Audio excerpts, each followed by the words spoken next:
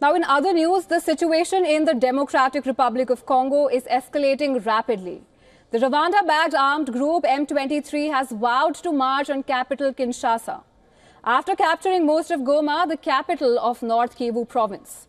The United Nations has expressed deep concern over the unfolding situation and urged for restraint and peaceful resolution to the conflict.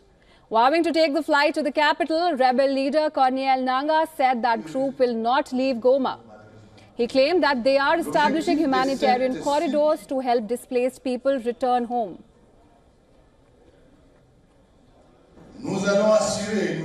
We are already ensuring secure humanitarian corridors to relocate displaced people to their places of origin. We are here in Goma to stay as Congolese and to protect the population against threats. We will continue the march of liberation all the way to Kinshasa. Democratic Republic of Congo's president deliberately armed civilians who were untrained in handling weapons and invited foreign armies with dark agendas. However, the situation remains tense, with the Congolese government vowing to continue fighting against the group.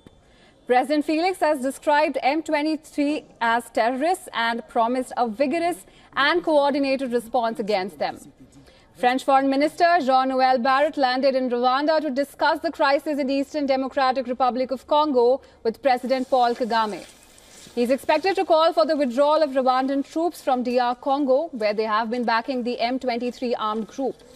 The UK government says it is also considering a review of British aid to Rwanda over its involvement in the deadly crisis in eastern DR Congo. The rebel advance has also triggered a humanitarian crisis in the region, forcing thousands to flee into neighboring Rwanda.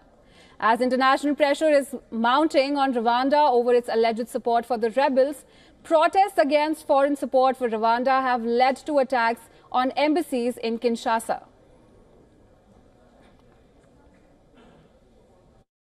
We are deeply concerned by the situation in South Kivu particularly, which remains very volatile, with credible reports that the M23 is moving rapidly towards the city of Bukavu. In addition, our colleagues in the peacekeeping mission say that there are reports of Rwandan Defense Forces cross-border movements in that direction.